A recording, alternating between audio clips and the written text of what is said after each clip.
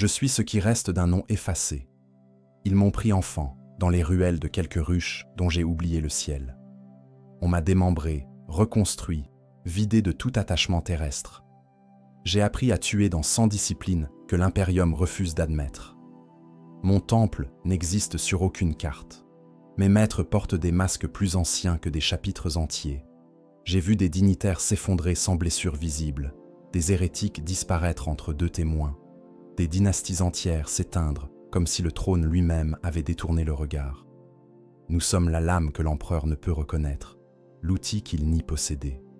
Nos victimes ne méritent ni procès, ni mémoire. Certains disent que nous n'existons pas. Ils ont raison d'une certaine manière. Nous avons cessé d'exister le jour où nos temples nous ont acceptés. Ce qui subsiste n'est qu'une fonction, un mécanisme de correction historique. J'ai tué pour préserver un impérium qui ignore mon sacrifice.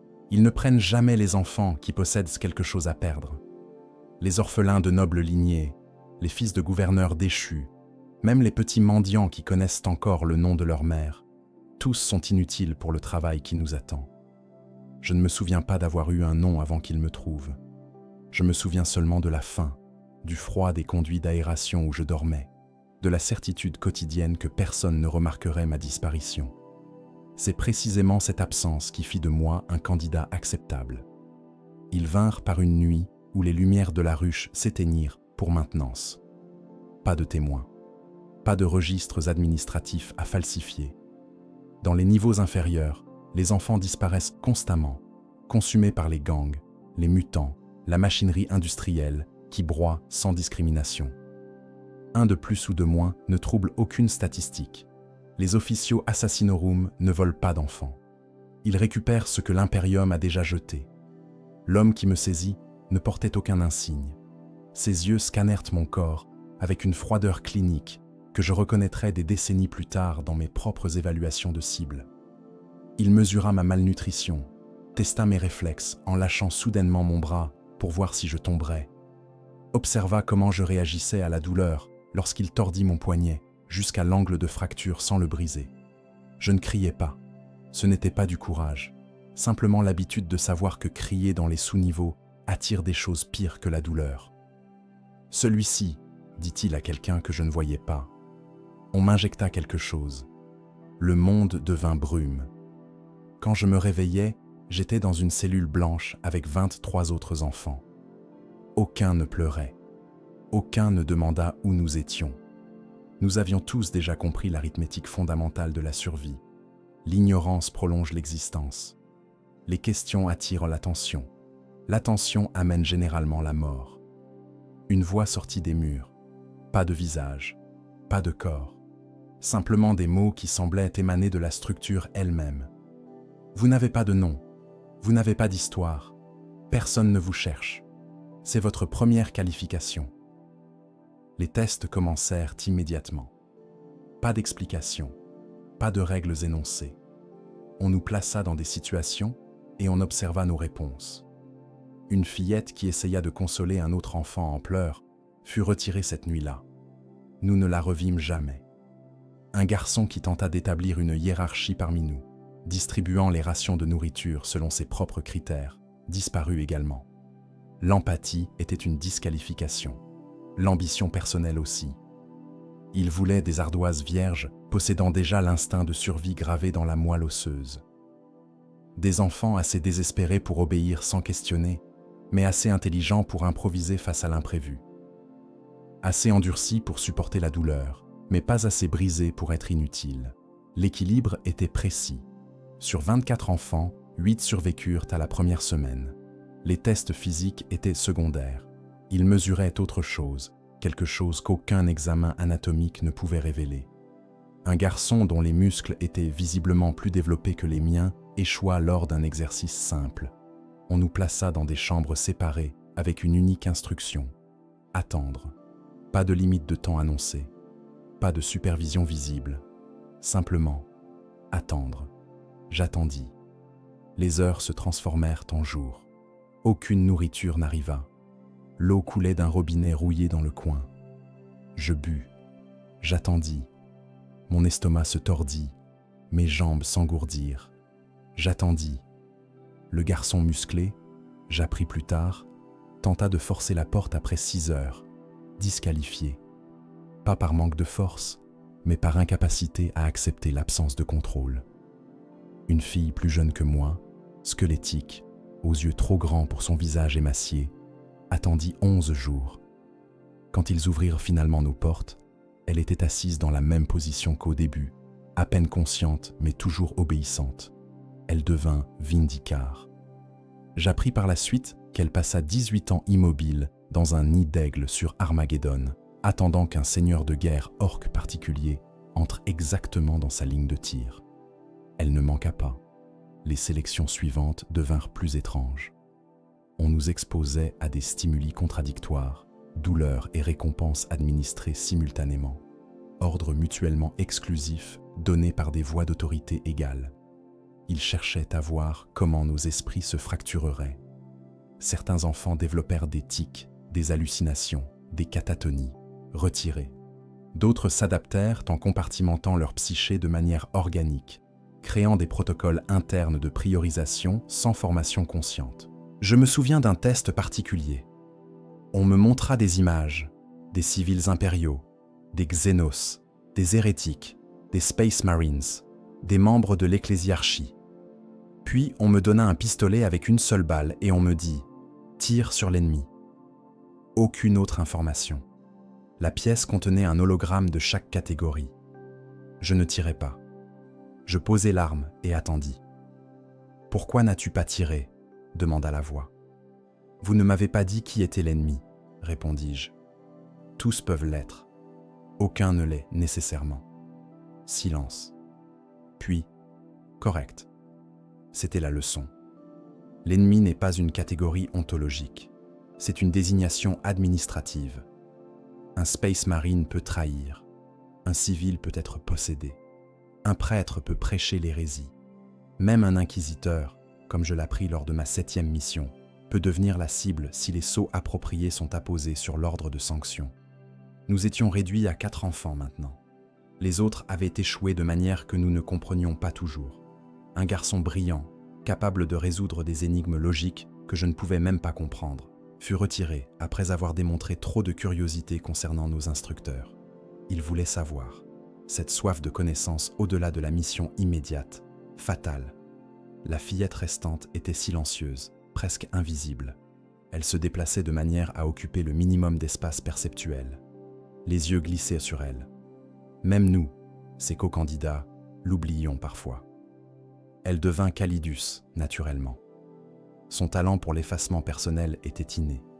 Les augmentations ne firent qu'affiner ce que la génétique et le traumatisme avaient déjà créé. Le dernier garçon, je me souviens de lui avec une précision inhabituelle, ce qui suggère qu'il laissa une impression délibérée. Ses yeux ne sciaient jamais au bon rythme. Trop rapide, puis trop lent, comme s'il testait différentes fréquences pour voir laquelle provoquait le moins de réactions. Il observait nos instructeurs avec une intensité qui aurait dû être punissable, mais il le faisait de manière si fragmentée, en micro-moments si brefs, qu'aucune accusation de défi ne pouvait tenir. Il devint Venenum. Son esprit fonctionnait déjà en termes de dosage, de timing, de réactions chimiques déguisées en coïncidences biologiques. On nous sépara après la sélection primaire. Je ne revis jamais les 3 autres. Le temple me prit entièrement. Mais avant la séparation finale, on nous montra quelque chose. Pas une leçon, pas un test, une vérité. Ils nous emmenèrent dans une salle où un homme était attaché sur une table, ni torturé, ni blessé, simplement immobilisé. Un instructeur masqué se tenait à côté de lui avec un data slate. Cet homme, dit la voix, était gouverneur planétaire. Il régna avec efficacité pendant 40 ans. Ses taux de dîmes dépassèrent les quotas impériaux de 17%. Aucune corruption détectée, aucune hérésie dans ses temples. Ses forces de défense planétaires repoussèrent 2 invasions xénos. Une pause. L'homme sur la table ne plaidait pas. Il regardait le plafond avec une résignation qui suggérait qu'il comprenait déjà. Ces petits-enfants présentent une mutation génétique mineure, un 6e doigt vestigial sur 23% de sa descendance. Cette variation apparut spontanément il y a 3 générations, probablement due à l'exposition aux radiations de sa planète d'origine. Elle ne confère aucun avantage, elle ne corrompt aucune fonction, mais elle existe. L'instructeur posa le dataslate. La politique impériale concernant la mutation génétique non sanctionnée est absolue. La lignée doit être éteinte. Mais un gouverneur planétaire efficace ne peut simplement disparaître sans déstabiliser les structures administratives. Sa mort doit sembler naturelle. Aucun scandale ne doit émerger. Les registres généalogiques doivent être modifiés rétroactivement. Ses enfants et petits-enfants, 63 individus, doivent mourir sur une période de 7 ans pour éviter les soupçons de purge familiale. L'homme sur la table ferma les yeux. « Vous, dit la voix en s'adressant à nous, serez les instruments de telle correction. Vous ne questionnerez pas la justice des ordres. Vous ne chercherez pas à comprendre les calculs politiques qui les génèrent. Vous ne ressentirez ni pitié ni satisfaction. Vous exécuterez la fonction assignée avec la même neutralité qu'un serviteur crânien traite les données. » Ils nous firent regarder pendant qu'un vénénum, un assassin gradué dont nous ne vîmes jamais le visage, administra au gouverneur une substance qui imiterait une crise cardiaque dans exactement 96 heures. Assez de délai pour qu'il retourne sur sa planète. Assez de précision pour qu'aucune autopsie ne détecte l'intervention. L'homme remercia l'assassin avant de partir. Pas de sarcasme. Une gratitude sincère pour la discrétion, pour l'épargne du scandale public qui aurait souillé sa mémoire. Il préférait mourir en tant que serviteur loyal de l'Imperium plutôt que vivre sachant que sa lignée portait la marque de la mutation. C'était notre dernière leçon avant la séparation. Nous n'étions pas des bourreaux, nous étions des chirurgiens politiques, retirant les anomalies du corps impérial avec une précision qui ne laissait aucune cicatrice visible. Cette nuit-là, dans ma cellule, je réalisais que je ne me souvenais plus du visage de l'homme sur la table. Pas par traumatisme, par conception. Mon esprit avait déjà commencé à effacer les détails inutiles, conservant seulement la fonction, la méthode, la leçon. Il nous avait choisis parmi les oubliés. Maintenant, il nous transformait en oubliants. Le temple n'avait pas de nom que l'on nous permit de connaître. Les cartes stellaires de l'Imperium ne reconnaissaient pas son existence. Même les inquisiteurs qui signaient nos ordres de sanction ignoraient notre localisation physique. Ils déposaient leurs requêtes dans des reliquaires scellés, et nous apparaissions comme des réponses à des prières qu'ils n'avaient jamais prononcées à voix haute. L'effacement commença par le corps. Pas immédiatement.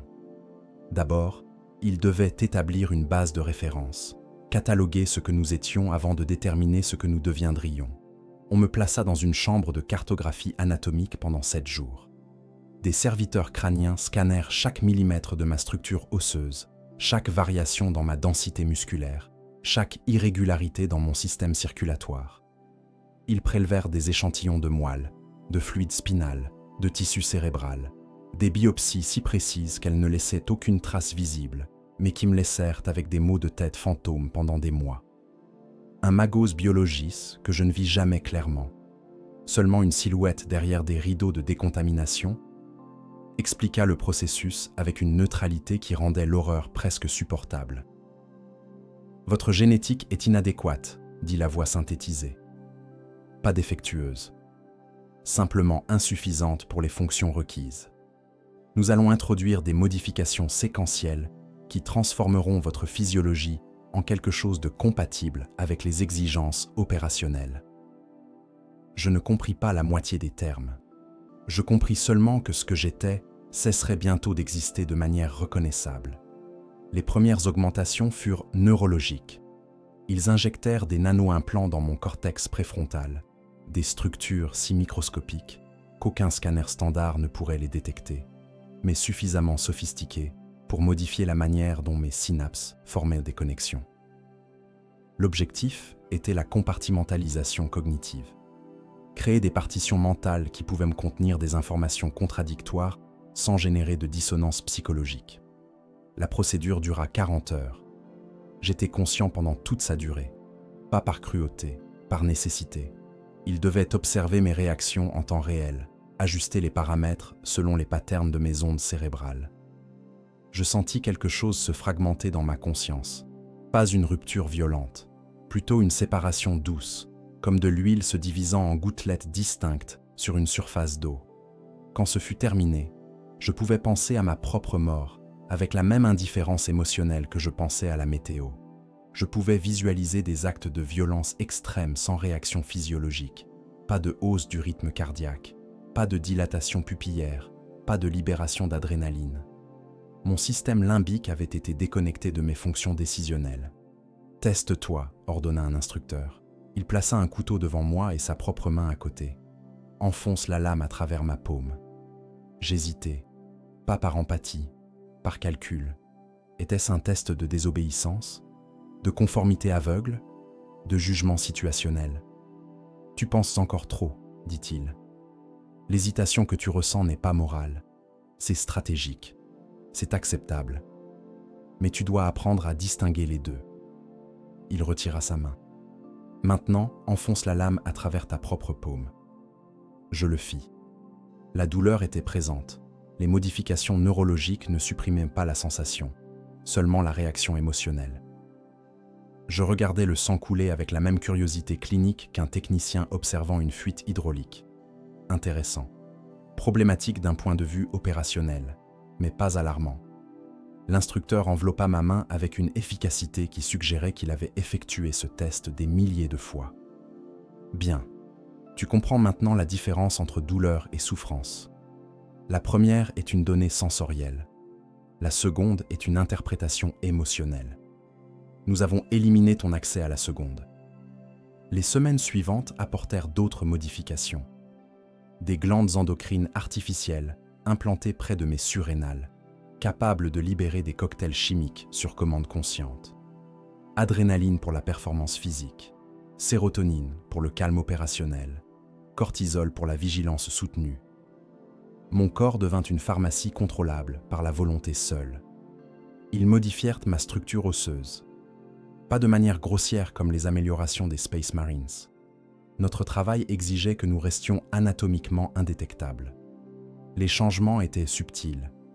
Une légère augmentation de la densité ici, un renforcement des articulations là.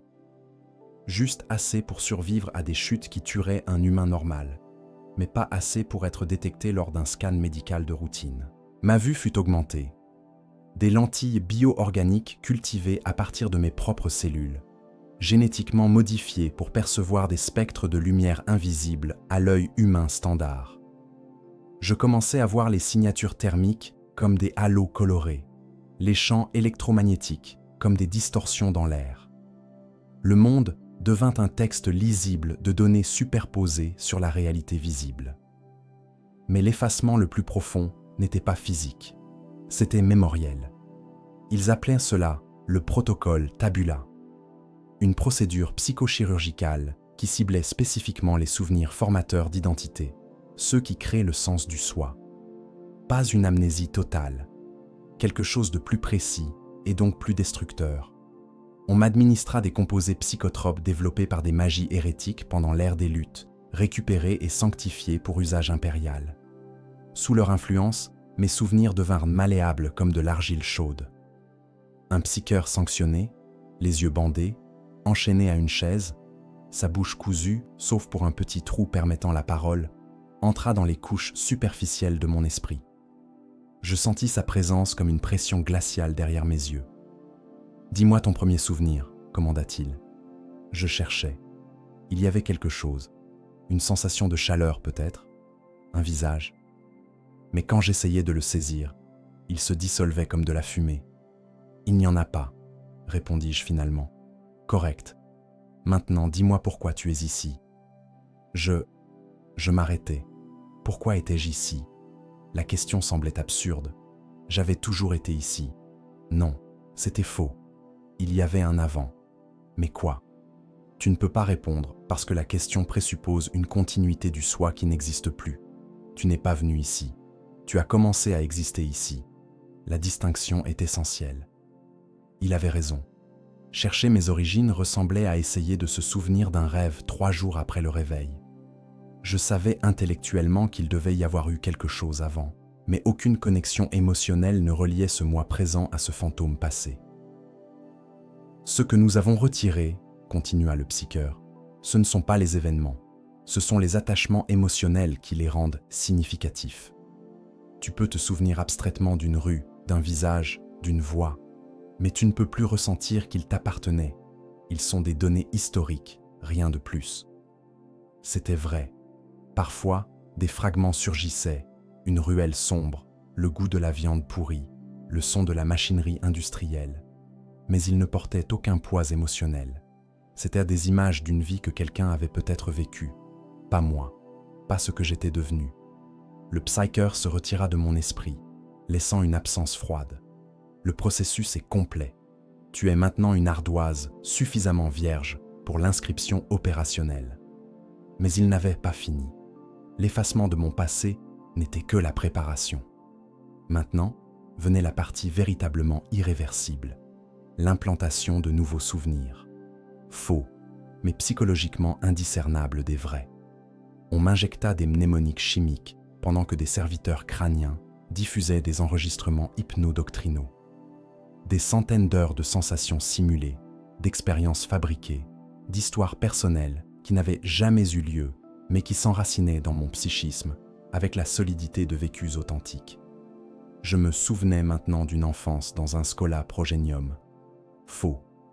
Je me souvenais d'un oncle qui servait dans la garde impériale et qui m'avait raconté des histoires de campagne xénos, inventées entièrement. Je me souvenais de la première fois où j'avais lu les écritures impériales et ressenti un appel à servir, une fiction nécessaire. Ces faux souvenirs servirent de couverture. Si jamais j'étais capturé et soumis à un interrogatoire psychique, ces couches superficielles de fausse identité se révéleraient d'abord, donnant l'impression d'une personnalité cohérente et banale. Un interrogateur devrait creuser extrêmement profondément, au risque de détruire mon esprit entièrement, pour découvrir le vide réel en dessous. Mais même cette protection avait un coût. Je ne pouvais plus faire confiance à mes propres souvenirs. Lesquels étaient réels? Lesquels étaient implantés? La question elle-même perdait son sens. Tous les souvenirs étaient également fonctionnels. Leur authenticité historique était irrelevante. Un instructeur philosophe, un homme ancien avec des cicatrices de lobotomie partielle sur son crâne rasé, nous expliqua la logique pendant une session doctrinale. L'identité, dit-il, est l'ennemi de la fonction. Un homme qui se souvient de sa mère hésitera à tuer une cible qui lui ressemble. Un homme qui se définit par son courage cherchera des opportunités de le prouver, même quand la mission exige la lâcheté tactique.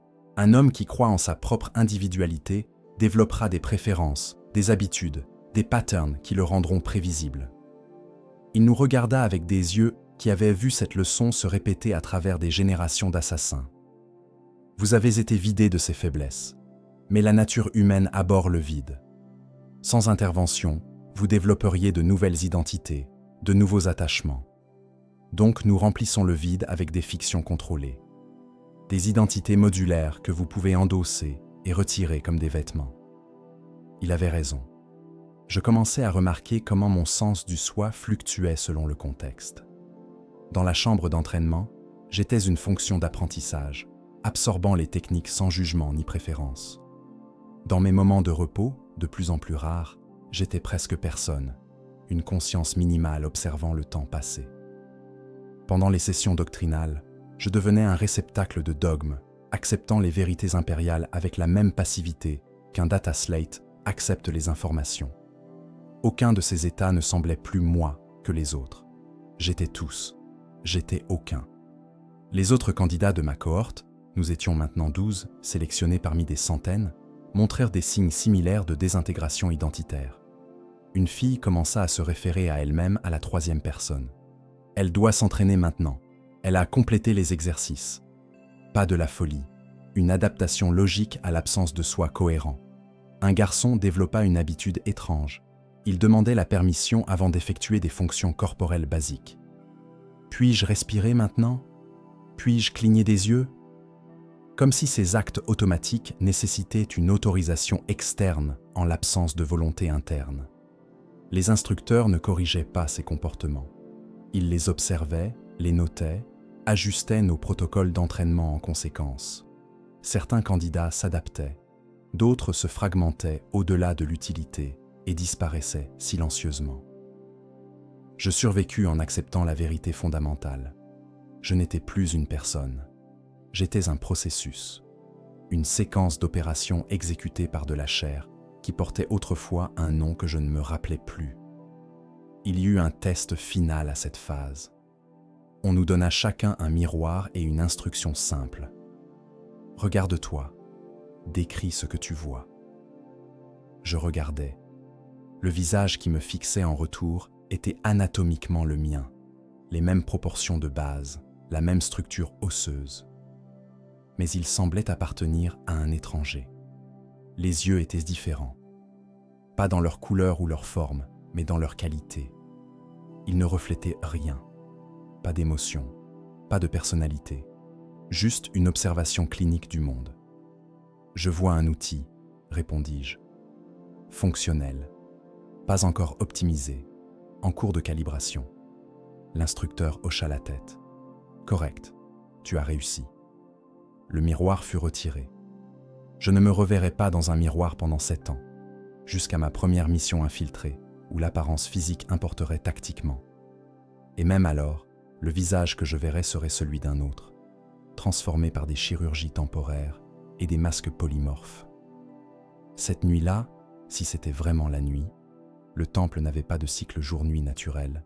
Je restais éveillé dans ma cellule et tentais de me souvenir qui j'avais été avant tout ceci. Rien ne vint, pas même un sentiment de perte. C'était, je réalisais, exactement comme il l'avait planifié.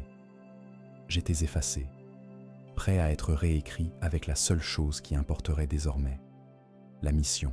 Le temple n'existait dans aucune géographie que je pouvais comprendre.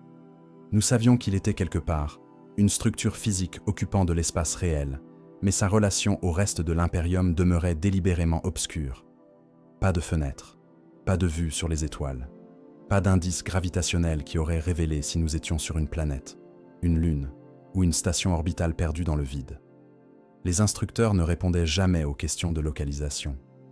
Pas par refus explicite, simplement par une redirection si consistante qu'elle devenait une réponse en soi. Où sommes-nous était traité avec le même mépris que « Pourquoi le ciel est-il noir ?»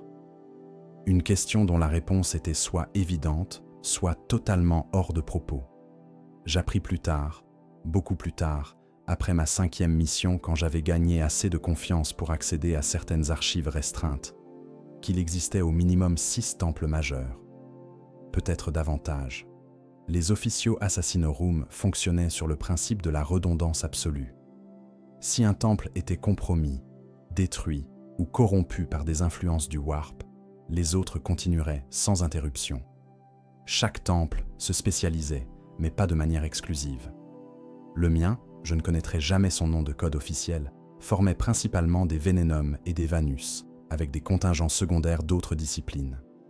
D'autres temples privilégiaient les Vindicars ou les Eversors. La distribution était stratégique, garantissant qu'aucune frappe unique ne pourrait décapiter une branche entière de notre capacité opérationnelle. La structure physique du temple reflétait sa fonction. Pas de grandeur architecturale, pas d'esthétique impériale reconnaissable, simplement de l'efficacité compressée en béton renforcé et en acier sanctifié. Les couloirs étaient juste assez larges pour permettre le passage de 2 personnes. Les plafonds étaient bas, oppressants pour quiconque souffrait de claustrophobie, mais pratiques pour limiter les angles d'attaque et faciliter la surveillance. Chaque section était isolée des autres par des portes scellées qui nécessitaient des autorisations biométriques que nous ne possédions pas. Je pouvais accéder aux salles d'entraînement assignées, à ma cellule, au réfectoire et à rien d'autre. Les candidats plus avancés gagnaient progressivement l'accès à de nouvelles zones, bibliothèques de toxines, laboratoires de modification corporelle, chambres de méditation psychique, mais seulement quand leur formation l'exigeait absolument. Cette compartimentation n'était pas arbitraire. Si l'un de nous était capturé et soumis à un interrogatoire, même psychique, nous ne pourrions révéler que les fragments du temple que nous avions directement expérimentés. un plan complet de la structure demeurait inaccessible à toute conscience individuelle. Les serviteurs qui maintenèrent le temple étaient lobotomisés au-delà de toute capacité de mémoire à long terme. Ils effectuaient leurs tâches avec une précision mécanique, puis les oubliaient immédiatement. J'observais une fois un serviteur nettoyer le même couloir pendant 6 heures consécutives, pas par dysfonctionnement, mais parce que chaque fois qu'il terminait, il oubliait avoir commencé et recommençait avec la même méticulosité inconsciente. Les instructeurs eux-mêmes étaient des énigmes. Certains étaient clairement d'anciens assassins. On le voyait dans leur façon de se mouvoir, dans les cicatrices chirurgicales qui marquaient leurs augmentations. D'autres semblaient être des magies affectées depuis Mars, leur corps plus machine que chair. Quelques-uns portèrent les insignes de l'Inquisition, bien que leur rosette semble plus ancienne que certains chapitres de Space Marines. Aucun instructeur ne restait assez longtemps pour développer des relations avec les candidats. Ils apparaissaient pour des sessions spécifiques, délivraient leur enseignement avec une précision qui suggérait une répétition à travers des décennies, puis disparaissaient. Je ne vis jamais le même instructeur 2 jours consécutifs. Cette rotation constante garantissait que nous ne pourrions former aucun attachement, aucune loyauté personnelle qui pourrait interférer avec notre loyauté à la fonction. Il y avait des rumeurs parmi les candidats, murmurées dans les rares moments où nos chemins se croisèrent dans les couloirs. Certains prétendaient que le temple était construit dans le manteau d'une planète morte, à des kilomètres sous une croûte irradiée. D'autres insistaient que nous étions dans l'espace profond, au-delà du bord du territoire impérial cartographié. Un candidat particulièrement imaginatif suggéra que nous étions piégés dans une boucle temporelle du warp, revivant la même année d'entraînement encore et encore, sans nous en rendre compte. Je ne croyais aucune de ces théories. Elles sentèrent le besoin humain de narration, de donner du sens à l'incompréhensible. La vérité était probablement plus banale et plus effrayante. Nous étions simplement quelque part où personne ne penserait à chercher, protégés par des couches de classification et de désinformation qui rendaient notre existence douteuse, même pour ceux qui signaient nos ordres d'activation. Une fois, pendant un exercice d'endurance prolongé, je me perdis dans une section du temple où je n'avais jamais été autorisé. Pas intentionnellement. J'avais été drogué avec un composé qui supprimait temporairement ma capacité à traiter les informations spatiales, puis relâché dans les couloirs avec l'instruction de retrouver mon chemin vers ma cellule. Un test de navigation cognitive sous handicap sensoriel. Je dérivais pendant des heures, mes mains glissant sur des murs qui tous se ressemblaient, mes pieds comptant des pas qui ne menaient nulle part de reconnaissable. Puis je trouvais une porte entr'ouverte, une violation des protocoles si systématique qu'elle ne pouvait être qu'accidentelle ou un piège. J'hésitais. Le test était de retrouver ma cellule. Entrer dans une zone non autorisée constituerait techniquement un échec. Mais ignorer une opportunité de renseignement tactique constituerait également un échec de jugement opérationnel. J'entrais. La pièce était vaste, peut-être la plus grande espace que j'avais vu dans le temple. Les murs étaient couverts de plaques commémoratives. Pas de nom, seulement des dates et des désignations alphanumériques. Des milliers, des dizaines de milliers. Chaque plaque marquait, je réalisais, un assassin mort en service. Je m'approchais d'une plaque au hasard. V4427, activé 847 points, M41, terminé 850 et 1 point, M41. 12 sanctions accomplies. Cause de terminaison. Neutralisé durant extraction post-mission. Throne World Cipra Mundi. 4 ans de service. 12 morts. Puis la mort elle-même, si cliniquement documentée qu'elle devenait une simple statistique administrative. Une autre. C-0089. Activé 203.M40. Terminé 203.M40. 0. Sanction accomplie. Cause de terminaison. Échec psychologique durant première infiltration profonde. Auto-terminé selon protocole. Même pas une mission complétée. Formé pendant des années, augmenté au-delà de l'humanité de base, puis détruit par sa propre main avant de pouvoir servir. E7731. Activé 799.M40 et 1. Terminé 799.M40 et 1. Une sanction accomplie. Cause de terminaison. Impossible de désactiver post-stimulation neurochimique. Neutralisé par équipe de récupération. Un Eversor. Ils étaient connus pour cela. Les cocktails chimiques qui les transformaient en armes vivantes ne se désactivaient pas toujours proprement. Parfois, ils continuaient à tuer indiscriminément jusqu'à ce que leur propre gestionnaire soit forcé de les abattre. Je passai 1 heure à lire les plaques. Des patterns émergèrent. La durée de service moyenne semblait être 7 à 9 ans. Rares étaient ceux qui survivaient plus d'1 décennie. Presque aucun ne mourait de vieillesse ou de retraite. Les causes de terminaison variaient, neutralisés en mission, compromis par corruption du warp, tués durant récupération, exécutés pour échec opérationnel, perdus sans trace, auto-terminés, retirés pour instabilité psychologique.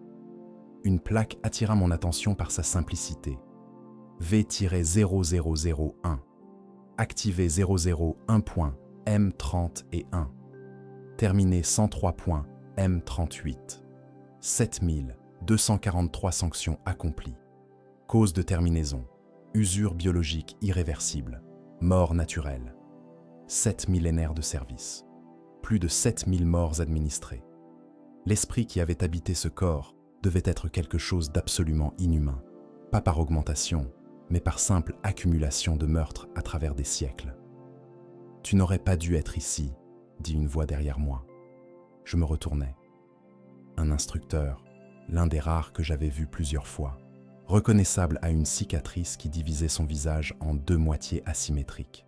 « La drogue, commençai-je, n'était pas censée te mener ici, mais les erreurs se produisent, même dans des systèmes conçus pour être infaillibles. » Il s'approcha d'une plaque, la toucha avec une familiarité qui suggérait un rituel personnel. C-2891, ma désignation avant de devenir instructeur. 22 ans de service actif. 87 sanctions. Puis une mission à Badab, où mon identité de couverture fut compromise. J'aurais dû mourir. Au lieu de cela, j'ai été extrait et réaffecté ici. Il me regarda avec des yeux qui portèrent le poids de 87 vies terminées. Nous ne discutons pas de cet endroit avec les candidats. Pas parce que c'est secret, tout dans le temple est secret, mais parce que confronter sa propre mortalité statistique, avant d'être pleinement conditionné, peut briser même les psychés les mieux préparés. Je ne suis pas brisé, dis-je. Non, tu es simplement curieux. C'est différent, et probablement utile. Il fit un geste vers les plaques. Chaque assassin qui meurt reçoit cette reconnaissance. Pas de nom. Nous n'en avons plus. Pas de gloire. Notre travail nie la possibilité de gloire. Juste une confirmation que nous avons existé, que nous avons servi, que notre disparition fut notée par quelqu'un. Est-ce suffisant ? Demandai-je. Suffisant pourquoi ? Pour justifier ceci. Je touchais ma propre poitrine, indiquant les augmentations, l'effacement, la transformation en arme vivante. L'instructeur fut silencieux un long moment. Tu poses la mauvaise question. Rien ne justifie ce que nous sommes devenus. La justification impliquerait un choix, une agence morale. Nous n'avons ni l'un ni l'autre. Nous sommes simplement nécessaires. L'impérium fonctionne parce que certains problèmes sont résolus silencieusement avant de devenir des crises. Nous sommes les instruments de ces résolutions. Il se dirigea vers la porte. Retourne à ta cellule. Ton test est terminé. Tu as passé, pas en trouvant le chemin, mais en choisissant d'explorer l'inconnu même sous handicap. C'est du bon instinct opérationnel. Je le suivis hors de la chambre commémorative. Avant de partir, je regardai en arrière une dernière fois. Des dizaines de milliers de plaques. Des siècles de services silencieux. Des vies réduites à des désignations alphanumériques et des statistiques de terminaison. Un jour, je réalisais, ma propre plaque rejoindrait ce mur. Pas de nom à graver. Juste une désignation que je ne connaissais pas encore, des dates que je ne vivrais jamais assez longtemps pour voir compléter, et une cause de terminaison qui serait presque certainement violente. Cette pensée aurait dû me terrifier. Au lieu de cela, elle apportait une étrange clarté. Il n'y avait pas d'ambiguïté dans notre destin, pas de faux espoir de retraite paisible ou de reconnaissance publique. Nous existions pour tuer, puis pour mourir, Tout le reste était une préparation à ces deux certitudes. Je dormis mieux cette nuit-là que je ne l'avais fait depuis mon arrivée au temple. L'acceptation, je découvris, était plus reposante que l'espoir. Ils commencèrent à nous briser de manière systématique le jour où notre conditionnement psychologique fut jugé suffisamment stable. Pas une rupture accidentelle née du stress ou de la cruauté, une fracture contrôlée, ingénierie comme tout le reste dans le temple. L'objectif n'était pas la destruction, mais la multiplication. Transformer une conscience unique en plusieurs modes opérationnels, capables de coexister sans se détruire mutuellement. Le premier matin, un instructeur vindicare m'emmena dans une chambre d'observation, stérile, silencieuse, équipée d'un fusil à longue portée monté sur un trépied fixe. Une cible holographique apparut à exactement 1000 mètres, simulant les conditions atmosphériques de 7 mondes différents. « La patience, dit-il, est l'unique vertu qui importe. Tout le reste, le tir, la respiration, le calcul balistique, ce sont des techniques.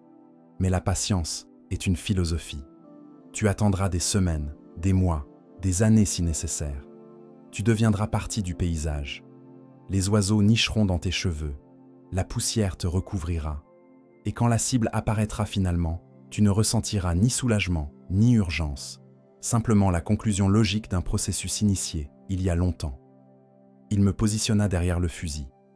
Vise, ne tire pas, attends mon ordre. J'attendis. Les heures passèrent. Mes muscles se raidirent. Ma vision commença à se fragmenter en points lumineux. La soif assécha ma bouche. L'instructeur restait immobile derrière moi, silencieux comme une statue de pierre. 10 heures, 15, 20. Tire, dit-il finalement. Je pressai la détente. Le recul était minimal. Le fusil était conçu pour une précision absolue.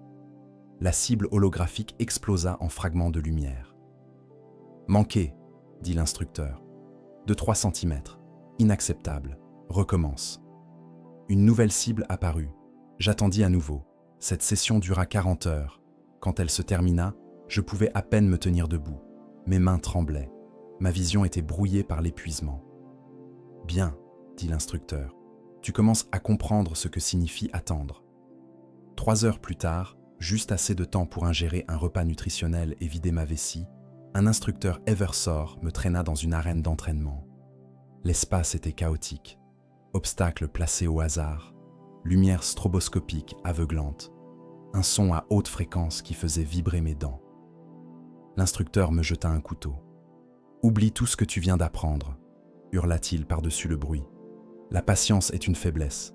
L'hésitation est la mort. Tu es une tempête vivante. Tu ne penses pas, tu réagis. Tu ne planifies pas. Tu détruis tout ce qui se trouve devant toi jusqu'à ce qu'il ne reste rien. » Il activa quelque chose, un mécanisme qui libéra 6 serviteurs de combat dans l'arène, modifiés pour tuer, dépourvus d'inhibition. « Survie », dit-il. « Maintenant, pas de temps pour réfléchir. » Le premier serviteur m'attaqua avec une lame fixée là où sa main aurait dû être. Mon corps réagit avant ma conscience. Le couteau trouva sa gorge mécanisée. Le deuxième était déjà sur moi. Je me déplaçais par instinct pur, les leçons de combat rapprochées que j'avais absorbées pendant des mois prenant le contrôle. 4 minutes plus tard, 6 serviteurs gisaient démantelés. J'étais couvert de fluide hydraulique et de sang synthétique. Mon cœur battait si fort que je pouvais l'entendre par-dessus le vacarme ambiant. « Bien, » dit l'instructeur. « Tu peux devenir violence. Maintenant, apprends à l'arrêter. » Il me montra comment. Les cocktails chimiques qui transformaient un Eversor en arme vivante nécessitaient des contre-agents pour éviter que le corps ne se consume entièrement. Mais plus crucial, il fallait apprendre à compartimenter la rage, l'activer comme un interrupteur, puis la désactiver tout aussi rapidement. « Si tu ne peux pas éteindre la tempête, dit-il, elle te consumera. Puis nous te consumerons. Compris ? » Je compris. Les jours suivants établirent le pattern. Chaque matin, discipline vindicare, immobilité absolue, patience infinie, précision calculée jusqu'au millimètre. Chaque après-midi, discipline Eversor, violence explosive, mouvement constant, destruction sans réflexion. Le soir, d'autres instructeurs apparaissaient avec d'autres doctrines. Un Vanus m'enseigna l'art de la manipulation informationnelle. Pas du hacking grossier, quelque chose de plus subtil. Comment altérer un seul chiffre dans une base de données massive, de manière à ce que des années plus tard, une chaîne d'événements apparemment non reliés mène à la chute d'un gouverneur planétaire. Comment planter une rumeur si minutieusement calibrée qu'elle se propagerait comme une maladie à travers les Vox réseaux, détruisant des réputations sans laisser de traces vers sa source. L'information, expliqua-t-il, n'est pas passive. C'est une arme aussi létale qu'un bolter, mais infiniment plus difficile à tracer. Un assassin Vanus peut détruire des dynasties entières sans jamais se trouver dans le même système stellaire que sa cible. Il me montra des exemples. Une rébellion sur Kalt déclenchée par 3 modifications dans des manifestes de transport qui créèrent une famine artificielle. Un schisme au sein de l'Adeptus Mechanicus, provoqué par un document apocryphe si parfaitement falsifié que même les archivistes magie le considéraient authentique. Une guerre civile entre maisons nobles initiée par 112 Vox messages soigneusement programmés sur une période de 20 ans. Tu dois penser en cascade causale, dit-il. Non pas quelle action produit quel résultat, mais quelle modification minuscule aujourd'hui devient inévitablement catastrophe dans une décennie. Puis, le même soir, un instructeur Calidus me soumit à un entraînement de transformation identitaire. Pas encore les augmentations polymorphines, celles viendraient plus tard, pour les candidats qui se spécialiseraient dans cette voie. Mais les fondations psychologiques. Comment devenir quelqu'un d'autre si complètement que même ta propre conscience ne pouvait distinguer l'acteur du rôle? Identité n'est pas apparence, dit-elle. La première instructrice féminine que j'avais rencontrée, bien que féminine, semblait inadéquat pour décrire quelque chose qui changeait subtilement de forme pendant qu'elle parlait. Ses patterns comportementaux, gestes inconscients, rythme respiratoire, micro-expression faciale. Tu peux porter le visage parfait d'un cardinal de l'ecclésiarchie, mais si tu bouges comme un assassin, tu seras détecté. Elle me fit passer 6 heures à marcher simplement, d'abord comme moi-même, puis comme un administrateur vieillissant avec de l'arthrite dans la hanche gauche, puis comme un jeune soldat récemment promu, puis comme un serviteur lobotomisé qui ne possédait plus de volonté propre. « Encore », disait-elle après chaque tentative, « tu joues toujours. Je vois l'acteur derrière le masque. Deviens le masque. Oublie qu'il y a un toi original en dessous. » C'était là que la contradiction devenait insupportable. Comment pouvais-je être simultanément un vindicare, immobile, patient, consciencieux de chaque variable jusqu'à la rotation planétaire affectant ma trajectoire de tir. Un Eversor, pure violence réactive, abolissant la pensée au profit de l'action instinctive. Un Vanus, calculant des cascades causales sur des décennies, manipulant des systèmes si vastes qu'aucun individu ne pouvait les percevoir. Un Calidus, effaçant mon identité si complètement que je devenais autre chose sans effort conscient. Ces philosophies étaient mutuellement exclusives. La patience du Vindicar niait la violence du Eversor. Le contrôle du Vanus contredisait l'abandon identitaire du Calidus. Pourtant, on m'enseignait les 4 simultanément, chaque instructeur insistant que sa discipline était la seule vérité opérationnelle. Je commençais à me fragmenter, pas métaphoriquement, littéralement. Ma conscience se divisait en modes distincts. Quand j'étais dans la chambre d'observation avec le fusil, je devenais patient calculateur immobile. Quand j'étais dans l'arène, je devenais tempête violence mouvement. Les transitions entre ces états étaient initialement déchirantes, comme arracher une partie de moi-même et en enfiler une autre. Un soir, après une journée particulièrement brutale de contradictions accumulées, je m'effondrais dans ma cellule. Pas physiquement. Mon corps était conditionné au-delà de la simple fatigue. Mais mentalement. Je ne savais plus qui j'étais censé être. Chaque discipline exigeait une version différente de moi, et aucune ne semblait compatible avec les autres. Un instructeur que je n'avais jamais vu auparavant, vieux, avec des augmentations oculaires qui couvraient la moitié de son visage, entra dans ma cellule sans permission, une violation des protocoles si flagrante qu'elle devait être intentionnelle. « Tu te demandes comment réconcilier les contradictions, » dit-il. Ce n'était pas une question. Oui, tu ne les réconcilies pas. Tu les maintiens en tension permanente. C'est le secret que les autres instructeurs ne peuvent pas enseigner parce qu'il doit être découvert individuellement. Il s'assit, un autre geste étrangement informel qui me mit plus mal à l'aise que n'importe quelle menace explicite. Les officiaux ne forment pas de spécialistes. Nous formons des instruments adaptatifs. Un Vindicar pur serait inutile dans un scénario requérant une action immédiate. Un Eversor pur se détruirait avant d'accomplir des missions complexes. Tu dois devenir capable de passer d'une discipline à l'autre selon la nécessité tactique. Mais elles se contredisent, protestai-je. Exactement. Et cette contradiction devient ta force. Un ennemi qui s'attend à de la patience ne sera pas préparé pour la violence. Un ennemi qui se prépare à la violence sera vulnérable à la manipulation informationnelle. Tu deviens imprévisible parce que tu contiens des modes opérationnels mutuellement exclusifs. Il se leva pour partir. La folie, dit-il depuis le seuil, c'est quand les contradictions te contrôlent. La maîtrise, c'est quand tu les contrôles. Apprends la différence avant qu'elles te détruisent. Les semaines suivantes, je cessais de résister aux contradictions. Au lieu de chercher une identité cohérente, je me laissais fragmenter complètement. Je devenais patient immobile précis quand c'était requis. Je devenais violence tempête destruction quand c'était nécessaire. Je devenais manipulateur invisible subtil quand c'était approprié. Les transitions devinrent plus fluides, puis instantanées. Finalement, elles cessèrent d'être des transitions, simplement différentes expressions du même vide central que j'étais devenu. Un test final valida cette transformation.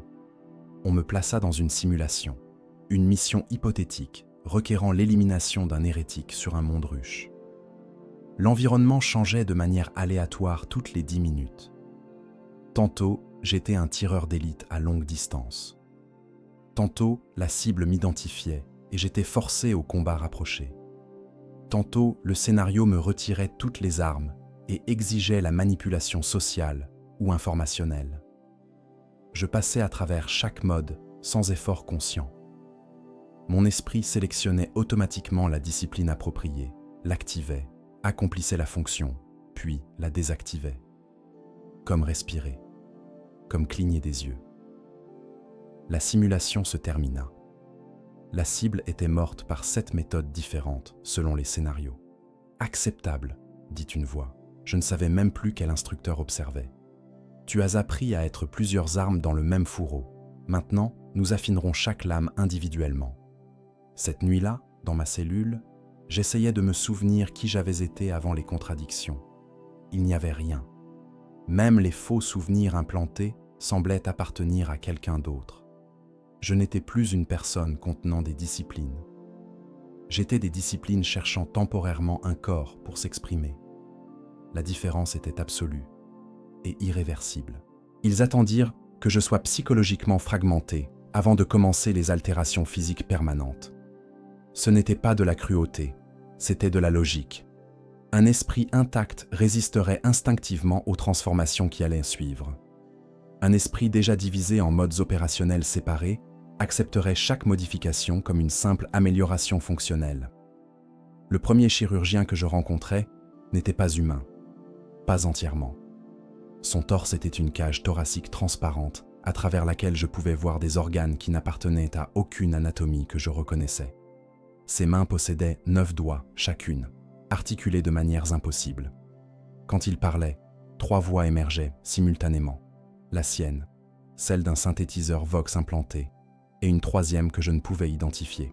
« Tu comprends, dit-il avec ses voix multiples, que ce qui suit ne peut être inversé. Pas par doctrine théologique, pas par limitation technique. Les modifications que nous allons entreprendre altéreront ta structure génétique au niveau fondamental.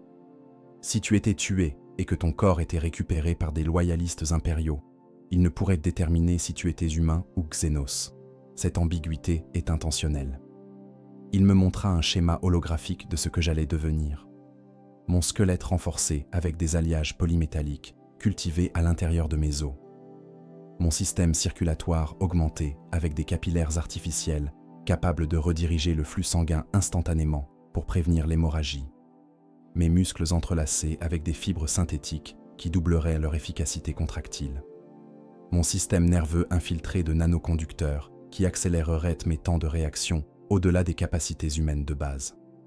Ceci est la version minimale, continua-t-il, applicable à tous les candidats. Ensuite viendront les modifications spécialisées selon la branche que tu intégreras finalement. Mais d'abord, nous devons créer la fondation sur laquelle ces spécialisations pourront être greffées. Il ne demanda pas mon consentement. Le consentement était devenu un concept vide. J'avais cessé d'exister en tant qu'entité capable de consentir ou de refuser le moment où il m'avait vidé de mon identité première. La première procédure dura 16 heures. Je fus conscient pendant toute sa durée, pas par sadisme, par nécessité médicale. Le chirurgien devait observer mes réactions neurologiques en temps réel, pendant qu'il implantait les interfaces cybernétiques dans mon cortex. Une anesthésie complète aurait rendu cette surveillance impossible. Ils ouvrirent mon crâne avec une précision qui transformait la chirurgie en art mécanique. Je sentis, pas de douleur, ils avaient bloqué ces récepteurs, mais une pression étrange, alors que des instruments pénétraient dans mon cerveau. Le chirurgien murmurait des litanies en binaire pendant qu'il travaillait, bénissant chaque implant avant son insertion. « Cortex préfrontal », annonça-t-il. « Implantation d'un modulateur cognitif. Ceci te permettra de supprimer volontairement la peur, le dégoût, l'hésitation morale. Les émotions deviendront optionnelles plutôt qu'automatiques. » Je sentis quelque chose se connecter. Un menu mental apparut dans ma vision, des options pour activer ou désactiver différents états émotionnels comme on allumerait ou éteindrait des lumières. « Test », ordonna-t-il. Je désactivai la peur. Instantanément, une anxiété que je n'avais même pas réalisé porter disparut. Le monde devint plus net, plus simple. Je réactivai la peur. Elle revint, mais atténuée, contrôlable. « Fonctionnelle », dit le chirurgien. Continuons. Les heures se fondirent, un plan après un plan, chacun modifiant quelque aspect fondamental de ce que signifiait être humain. Un régulateur endocrinien qui me permettrait de contrôler consciemment la libération d'adrénaline, de dopamine, de sérotonine. Un processeur co-cognitif qui fonctionnerait en parallèle avec mon cerveau organique, capable de gérer des calculs balistiques ou des analyses tactiques, pendant que ma conscience principale se concentrait sur d'autres tâches. Le plus perturbant fut l'implant mnémonique, un dispositif qui enregistrait chaque perception sensorielle avec une fidélité parfaite, créant essentiellement une archive permanente de chaque moment de ma vie post-implantation. Le chirurgien expliqua que ceci servait deux fonctions: permettre un rappel total durant l'émission et fournir des données complètes pour l'analyse post-mortem si mon corps était récupéré. « Tu ne pourras jamais oublier, dit-il. Chaque meurtre, chaque visage, chaque goutte de sang, tout sera préservé avec une clarté absolue jusqu'à ta mort. » Certains assassins considèrent cela comme une malédiction, d'autres comme une responsabilité nécessaire. Tu découvriras ta propre interprétation avec le temps. Quand ils refermèrent mon crâne, j'étais devenu quelque chose de différent. Pas supérieur, simplement différent. Mon esprit fonctionnait avec une efficacité mécanique que je n'avais jamais connue. 2 jours de récupération. Puis, les modifications corporelles commencèrent. Ils remplacèrent mes yeux. Pas entièrement. La structure de base demeurait organique pour éviter la détection. Mais ils insérèrent des couches de biocapteurs cultivés à partir de mon propre ADN modifié. Vision nocturne, spectre thermique, détection des champs électromagnétiques, zoom optique jusqu'à 50 fois l'agrandissement normal. Mes yeux pouvaient maintenant percevoir des réalités invisibles aux humains de base. Le premier moment où je les activais fut désorientant. Le monde explosa en couches de données superposées. Je voyais la chaleur résiduelle des empreintes digitales sur les murs, les signatures électriques des systèmes de surveillance cachés, les micro-expressions faciales que les gens eux-mêmes ne réalisaient pas faire. Trop d'informations. Mon cerveau augmenté apprit graduellement à filtrer, à ne percevoir que ce qui était tactiquement pertinent. Mes mains furent modifiées ensuite, les os renforcés pour résister à la force de frappe accrue que mes muscles augmentés pouvaient générer. La peau épaissie avec des couches de tissu cicatriciel cultivées artificiellement, mais texturées pour sembler normales au toucher superficiel. Des glandes sous-cutanées implantées dans mes paumes, capables de sécréter des agents chimiques. paralysants, toxines, phéromones de manipulation sociale. « Serre le poing », ordonna le chirurgien. Je le fis. Mes os ne craquèrent pas sous la pression. Mes tendons ne se déchirèrent pas. Je pouvais sentir une force qui aurait brisé ma structure originale, maintenant contenue confortablement dans une anatomie redessinée. Frappe le mur, pleine force. J'hésitais. Le mur était du béton renforcé. Frappe, répéta-t-il. Je frappais. Le béton se fissura. Mes os demeurèrent intacts. Pas de douleur, juste le feedback sensoriel d'un impact réussi. Acceptable. Tes mains sont maintenant des armes aussi létales que n'importe quelle lame. Souviens-toi de cela quand tu devras tuer silencieusement. Mon système digestif fut reconstruit, élargi pour traiter une gamme massive de substances. Je pourrais survivre en mangeant des choses qui empoisonneraient un humain normal. Compacté pour fonctionner avec une efficacité maximale, je pourrais passer des semaines sans nourriture si nécessaire, mon métabolisme ralentissant à un état quasi-hibernation. Ils implantèrent des filtres dans mes poumons. Je pourrais respirer dans des environnements toxiques pendant des périodes limitées. Pas indéfiniment. Je n'étais pas un Space Marine avec ses organes redondants grotesquement surdimensionnés, mais assez longtemps pour accomplir une mission et extraire. Mon cœur fut augmenté avec un régulateur biomécanique. Si je mourais, arrêt cardiaque, trauma massif, le dispositif pourrait me maintenir fonctionnel pendant exactement 10 minutes. Assez de temps pour terminer une sanction si j'étais blessé mortellement durant l'exécution.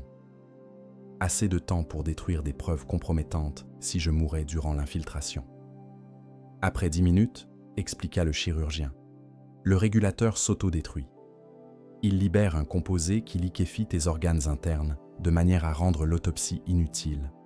Ton corps deviendra un coquille vide rempli de boue organique impossible à analyser génétiquement. Une assurance contre la capture post-mortem.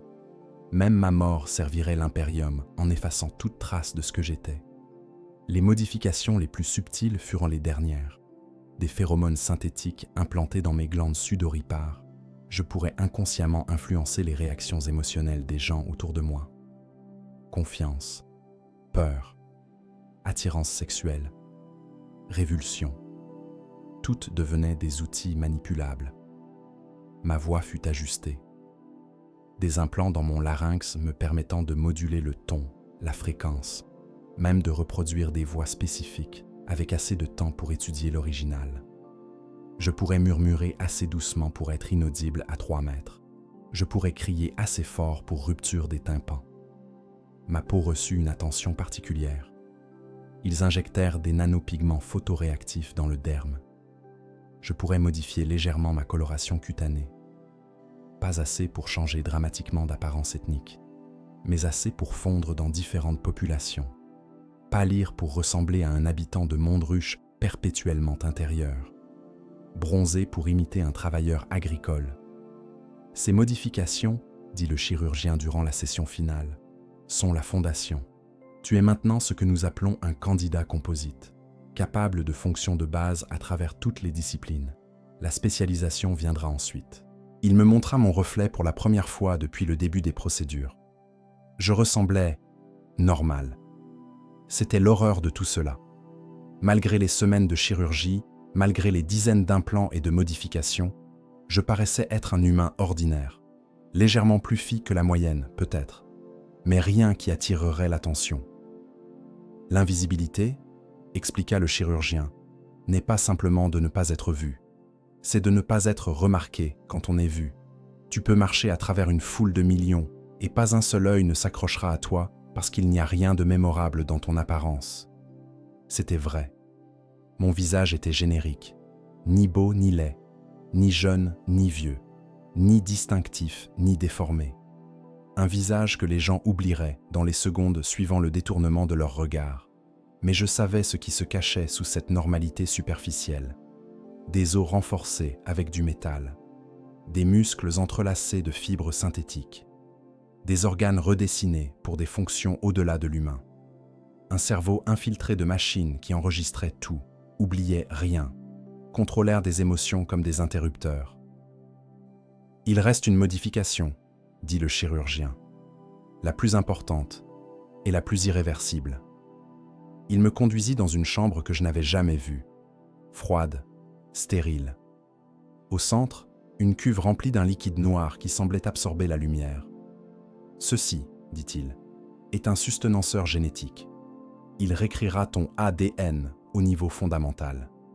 Quand tu émergeras, tu seras biologiquement immortel. » Je le regardais sans comprendre. Pas invulnérable. Tu peux encore être tué, facilement en fait. Mais si tu évites la violence, si tu survis à tes missions, tu ne vieilliras pas. Pas dans un sens normal. Ton corps maintiendra son état actuel indéfiniment. Dans 10 siècles, si tu vis si longtemps, tu paraîtras exactement comme maintenant. Il fit une pause, ses voix multiples synchronisées dans une harmonie étrange. C'est la plus grande malédiction que nous t'imposons. Les autres modifications te rendent différent. Celle-ci te condamne à rester différent pour toujours. Il n'y aura jamais de retraite, jamais de vieillesse paisible, jamais de mort naturelle. Tu seras un assassin jusqu'à ce que quelqu'un te tue. Cela pourrait prendre des années, des décennies, des siècles. Je regardais le liquide noir. « Entre !» ordonna-t-il. Je descendis dans la cuve. Le liquide était froid au-delà de toute température que j'avais connue. Il s'infiltra dans ma bouche, mes narines, mes yeux. Je devrais me noyer. Au lieu de cela, je respirais. Le liquide transportait l'oxygène directement dans mes poumons. Puis, la douleur commença. Pas physique, quelque chose de plus profond. Je sentis mes cellules se déchirer et se reformer. Mon ADN se réécrivant base par base. Le processus était visible même à travers mes paupières fermées, des flashs de lumière bioélectrique, alors que mon corps mourait et renaissait simultanément. Combien de temps je restais immergé, je ne pus le dire. Le temps perdit son sens. Il n'y avait que la transformation, la mort de ce que j'avais été, la naissance de ce que je ne cesserai jamais d'être. Quand ils me retirèrent, j'étais différent d'une manière que je ne pouvais articuler, pas plus fort, pas plus rapide, simplement permanent, comme si mon existence avait été gravée dans la réalité avec une encre qui ne pourrait jamais s'effacer. « C'est fait, » dit le chirurgien. « Tu es maintenant complet, physiquement irrévocable, biologiquement éternel, fonctionnellement immortel, jusqu'à ce que la violence te réclame. » Il me tendit un miroir à nouveau. Je regardais mon reflet et réalisais la vérité finale. Ce visage ne changerait jamais. Ses mains ne trembleraient jamais de vieillesse. Ce corps ne connaîtrait jamais la faiblesse des années. J'étais gelé dans cet instant d'amélioration maximale. Une arme qui ne rouillerait jamais. Un meurtre qui ne finirait jamais. Un serviteur qui ne pourrait jamais partir. Pour toujours. Le maître Venenum qui supervisa mon éducation toxicologique n'avait pas de visage reconnaissable. Des décennies d'exposition à ses propres créations avaient transformé sa peau en une surface cicatricielle translucide, à travers laquelle on pouvait voir les structures musculaires sous-jacentes. Ses yeux étaient jaunes, pas par maladie, mais par adaptation. Il avait ingéré tant de composés hépatotoxiques que son foie avait muté en quelque chose de nouveau, quelque chose qui filtrait les poisons comme un organe sacramentaire. Le poison, dit-il lors de notre première session, n'est pas simplement une méthode de meurtre, c'est une philosophie, une langue. Chaque toxine raconte une histoire différente selon comment elle tue. Il me conduisit dans un laboratoire qui s'étendait sur 3 niveaux, chaque étage consacré à une catégorie différente de substances létales. L'air lui-même était filtré à travers 20 couches de purification. Une seule contamination croisée pourrait créer des composés que même les archives du temple ne pourraient identifier. Nous commençons par la grammaire de base, dit-il, en ouvrant une armoire contenant des centaines de fioles, chacune étiquetée dans un code que je ne comprenais pas encore. Les poisons neurotoxiques, ils attaquent le système nerveux, rapides, violents, impossibles à ignorer. Il versa une seule goutte d'un liquide clair sur un morceau de tissu organique synthétique, cultivé pour reproduire la physiologie humaine. Le tissu se convulsa, noircit, puis se désintégra en une bouillie putride. « Celui-ci, expliqua-t-il, provoque des convulsions si violentes que la victime se brise sa propre colonne vertébrale. Mort en 40 secondes. Spectaculaire. Terrorisant pour les témoins. Donc tactiquement utile seulement quand tu veux envoyer un message. Ceci était un assassinat délibéré, pas une mort naturelle. Il referma la fiole avec une délicatesse religieuse. Mais considère l'alternative. Il produisit une autre substance, celle-ci légèrement ambrée. Un inhibiteur métabolique. Il ralentit graduellement les fonctions cellulaires sur une période de 3 semaines. La victime développe des symptômes identiques à une maladie wasting naturelle. Perte d'appétit, fatigue, détérioration cognitive. Même une autopsie détaillée ne révélerait rien d'anormal, parce que techniquement, rien n'est anormal. Le corps meurt simplement de vieillissement accéléré. Je commençais à comprendre. Le choix du poison n'était pas seulement fonctionnel, c'était narratif. Chaque mort racontait une histoire que les enquêteurs liraient. Meurtre évident ou décès naturel. Agonie spectaculaire ou glissement paisible. Message politique ou élimination silencieuse. Tu dois apprendre à lire les situations, continua le maître Venenum, et choisir le poison qui s'harmonise avec le contexte. Un cardinal de l'ecclésiarchie ne peut pas simplement mourir de convulsions mystérieuses. Cela déclencherait une enquête inquisitoriale. Mais s'il succombe à une infection pulmonaire après des mois de santé déclinante. Tragique, regrettable, mais compréhensible. Les semaines suivantes furent une immersion totale dans la syntaxe mortelle. J'appris les alcaloïdes extraits de plantes xénos, interdits par décret impérial, mais préservés dans les archives du temple pour usage sanctionné. J'appris les toxines protéiques qui imitèrent des maladies connues, fièvre sanguine de Krieg, plague zombie de typhus, même des variants atténués de virus génophages Nécron. Le maître Venenum m'enseigna les vecteurs de livraison, pas simplement l'ingestion. Cela était grossier, facilement détectable. Les vrais artisans utilisèrent des méthodes plus subtiles.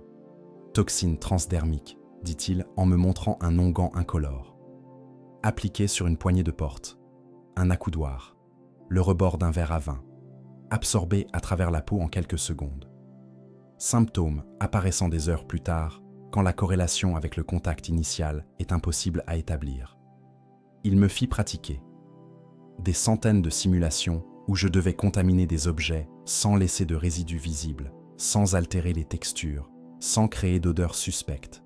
J'appris à calculer les dosages avec une précision si exacte que je pouvais tuer quelqu'un de 83 kg, mais laisser vivant quelqu'un de 84 kg, assis juste à côté. Les aérosols, continua-t-il, ouvrant une nouvelle section du laboratoire, particulièrement élégant pour les éliminations de masse.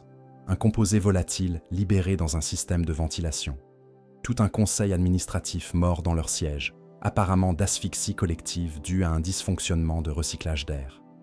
L'autopsie révèle une privation d'oxygène, techniquement vrai, puisque le poison bloque l'absorption d'oxygène au niveau cellulaire. Mais la vraie sophistication, m'apprit-il, résidait dans les poisons temporisés. Ceux-ci, dit-il avec quelque chose qui ressemblait presque à de la fierté, sont des chefs-d'œuvre de bio-ingénierie. Tu administres le composé A aujourd'hui. Aucun effet. La victime continue sa vie normalement. Puis, 3 mois plus tard, elle ingère le composé B, une substance totalement inoffensive en elle-même, peut-être simplement un additif alimentaire commun. Mais quand A et B se rencontrent dans le système sanguin, il fit claquer ses doigts déformés. Réaction catalytique instantanée.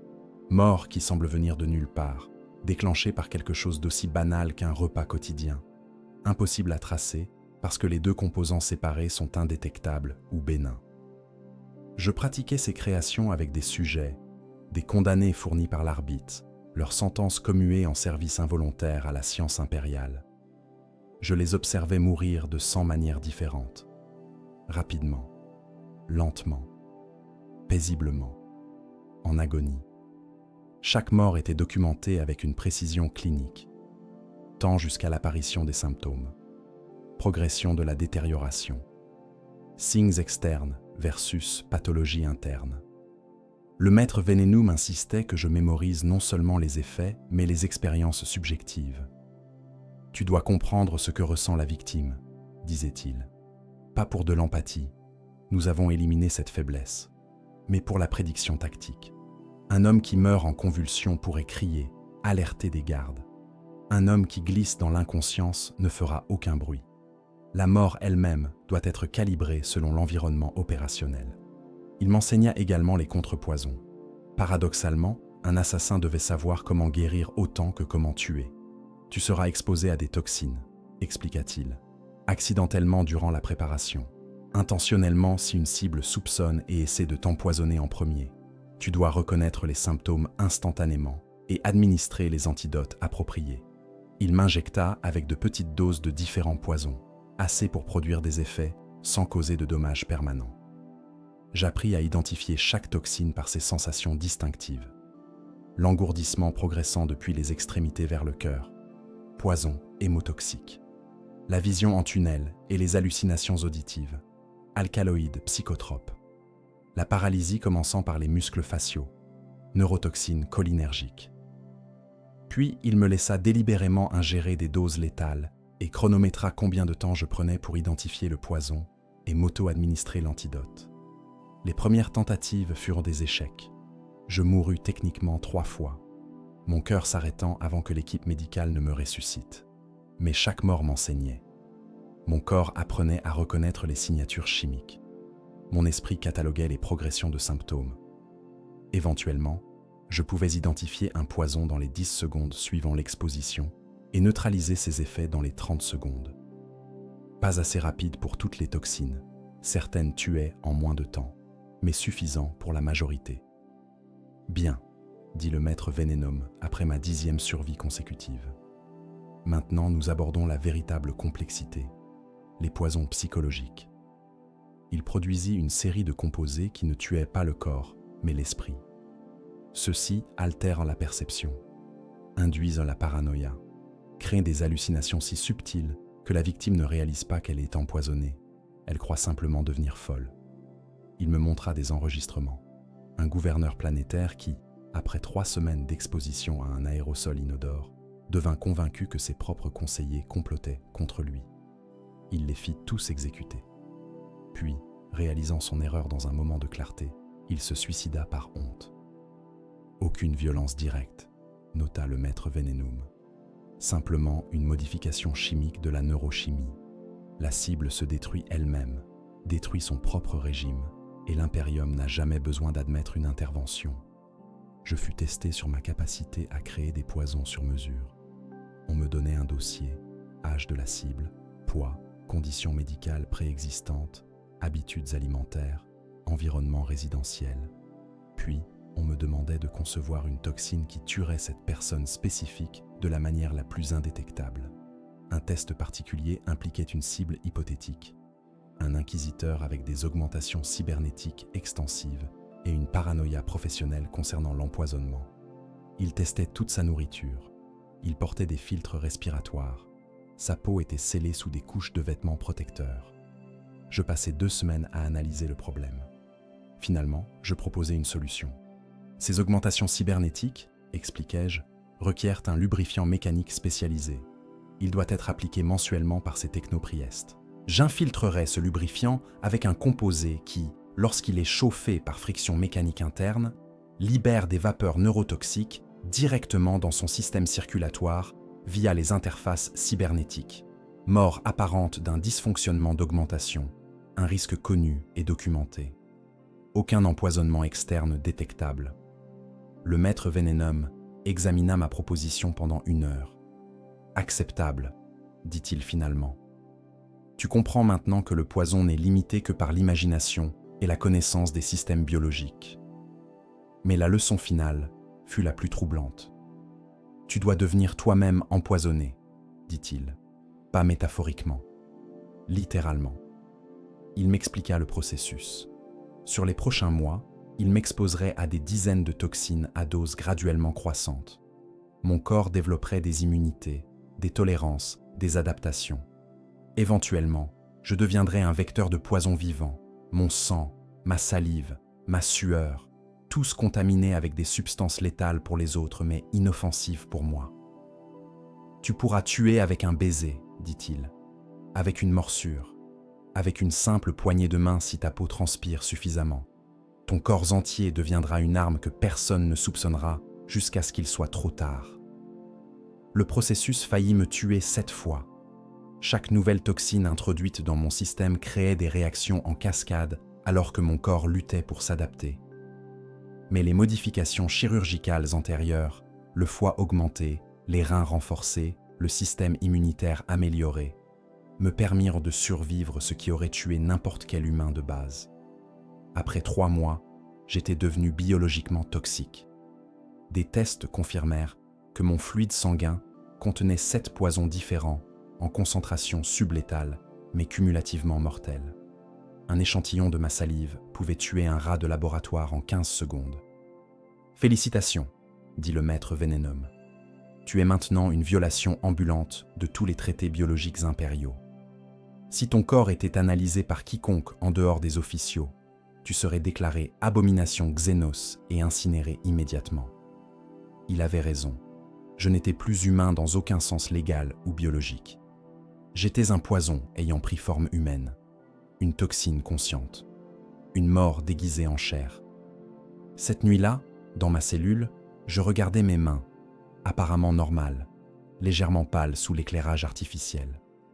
Ces mains pouvaient tuer avec un toucher. Ce corps pouvait contaminer tout ce qui l'approchait. Cette existence était devenue létale par simple proximité. Le poison, réalisais-je, n'était pas simplement quelque chose que j'utilisais. C'était ce que j'étais devenu, complètement, irréversiblement, pour toujours. L'instructrice Calidus n'avait pas de forme fixe. Chaque fois que je la voyais, elle était différente. Parfois un homme âgé avec des cicatrices de bataille, parfois une jeune femme aux traits aristocratiques, parfois quelque chose entre les deux qui défiait la catégorisation immédiate. Sa voix changeait également, non pas de manière artificielle comme avec un modulateur Vox, mais organiquement, comme si chaque identité qu'elle portait possédait ses propres cordes vocales. « L'erreur », dit-elle lors de notre première session, elle était alors un technoprieste corpulent avec des implants rouillés, et de croire que l'infiltration consiste à mentir. Le mensonge requiert une maintenance constante. L'identité véritable se bat toujours pour émerger. Non. Ce que nous faisons est plus profond. Nous devenons. Elle me montra une fiole contenant un liquide opalescent qui semblait vivant, pulsant avec une luminescence interne. « Polymorphine », dit-elle. Substance la plus hérétique de l'arsenal impérial. Cultivée à partir de tissus Xénos interdits, sanctifiée par des rituels que seuls les hauts seigneurs connaissent. Elle réécrit ta structure cellulaire selon la volonté consciente. Os qui s'allonge ou se contracte, cartilage qui se reforme, pigmentation cutanée qui migre. Même ta voix, ton larynx se restructure pour produire des tonalités différentes. L'instructrice but une dose devant moi. Je regardais son visage se liquéfier, pas métaphoriquement mais littéralement. La peau coula comme de la cire chaude, les os craquèrent et se réarrangèrent. Les traits se dissolvèrent, puis se reformèrent en quelqu'un d'entièrement différent. 3 minutes plus tard, une adolescente mince avec des yeux violets me regardait. « La douleur », dit-elle avec une voix aiguë qui n'avait rien à voir avec celle du technoprieste, est absolue. Chaque transformation est une agonie qui devrait provoquer un choc traumatique fatal. Mais tu as été conditionné. Tu as appris à compartimenter la souffrance. Maintenant, tu apprendras à l'embrasser comme le prix nécessaire de la fonction. Elle m'injecta ma première dose. Le composé entra dans mon système sanguin et immédiatement, chaque cellule de mon corps hurla. Mes os commencèrent à se tordre. Ma peau se déchira de l'intérieur alors que de nouvelles structures poussaient. Je vomis du sang. Mon estomac se repositionnait dans ma cavité abdominale. Mes yeux fondirent momentanément avant de se reconstituer avec une couleur différente. « Concentre-toi », ordonna l'instructrice. « Visualise la forme que tu veux devenir. Plus fort, plus grand, cheveux plus longs. Ne laisse pas la polymorphine décider. Elle te transformera en horreur aléatoire si tu ne maintiens pas le contrôle. » Je me concentrais à travers l'agonie, visualisant, dirigeant, forçant mon corps à obéir malgré qu'il se rebellait contre chaque modification. 15 minutes d'enfer compressé. Puis, graduellement, la douleur s'atténua. Je regardais mes mains, plus larges, les doigts plus épais, la peau plus sombre de 2 teintes. Miroir, dit l'instructrice. Mon reflet montrait un étranger, les proportions faciales complètement différentes, la structure osseuse altérée.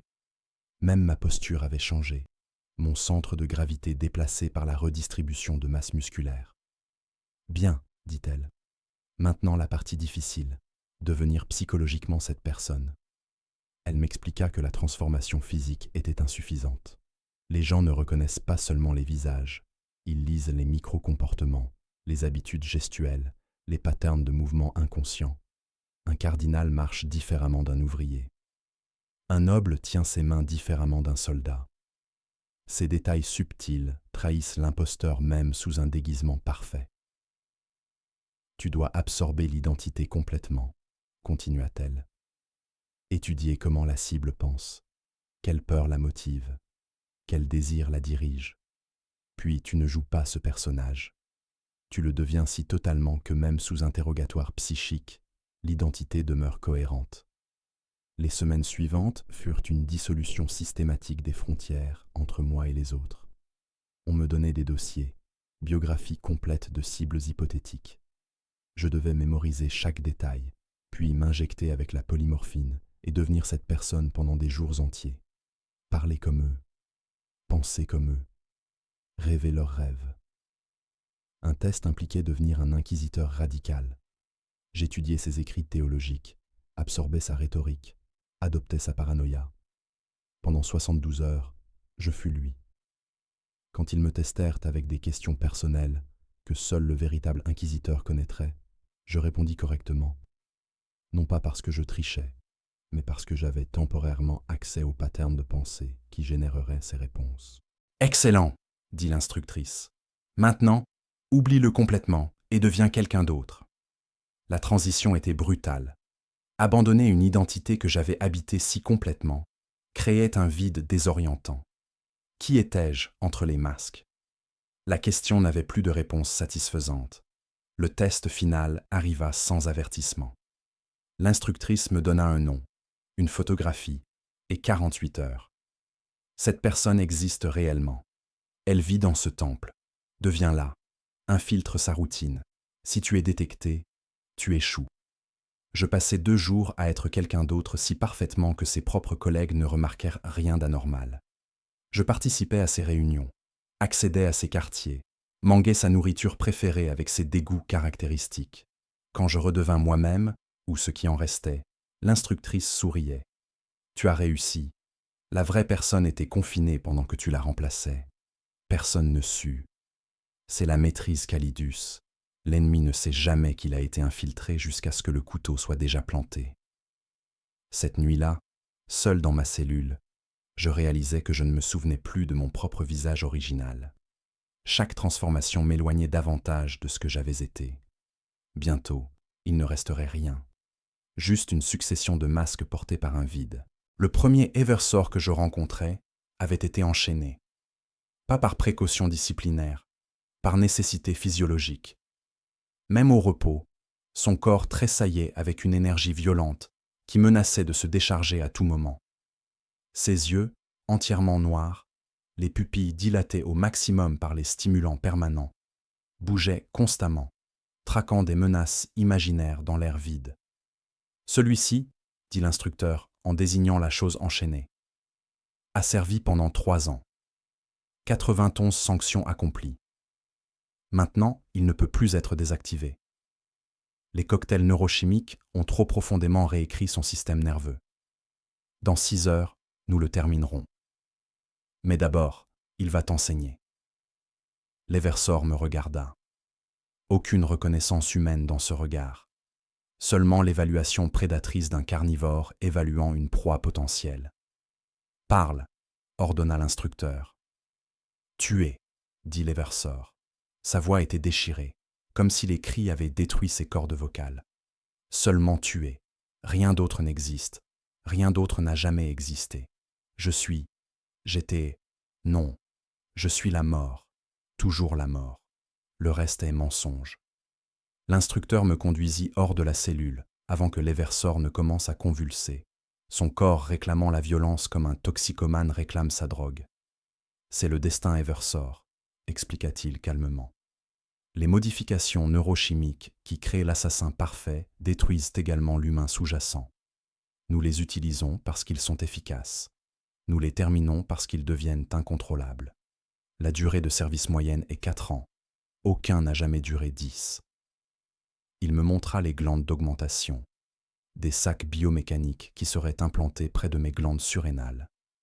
Chacune contenait un cocktail différent. Frenzon pour supprimer la peur et la douleur. Spur pour décupler la vitesse de réaction. Synskin pour sceller instantanément les blessures mineures. D'autres composés dont les noms étaient des désignations techniques dépourvues de signification pour quiconque n'était pas un magos biologis hérétique. Une fois activé, dit-il, tu deviendras quelque chose qui n'est plus humain dans aucun sens fonctionnel. Tes muscles se contractent si violemment qu'ils peuvent te fracturer tes propres os. Ton cœur bat 300 fois par minute. Ton métabolisme brûle des calories si rapidement que tu peux consumer ta propre masse musculaire en heures. Et ta psychologie? Il fit une pause significative. Il n'y aura plus de psychologie, seulement l'impératif de détruire. Tout ce qui bouge devient cible. Ami, ennemi. La distinction cesse d'exister. Les implantations prirent 8 heures. Je sentis chaque glande se greffer à mon système endocrinien, des tubules s'enfonçant dans mes vaisseaux sanguins, créant des chemins directs pour inonder mon corps avec des substances qui redéfiniraient ce que signifiait être vivant. Le premier test d'activation fut contrôlé. Ils me placèrent dans une chambre hermétiquement scellée avec 12 serviteurs de combat et déclenchèrent les glandes à distance. La transformation fut instantanée. Le monde explosa en clarté hyper détaillée. Chaque mouvement devint prévisible. Chaque faiblesse anatomique évidente. Et quelque chose d'ancien et de terrible dans mon tronc cérébral prit le contrôle. Quelque chose qui ne connaissait qu'une seule vérité. Tuer ou mourir. Je me déplaçais. Pas de pensée consciente. Pure réaction programmée par des mois d'entraînement, maintenant exécutée à une vitesse surhumaine. Mes mains brisèrent du métal. Mes dents déchirèrent des câbles.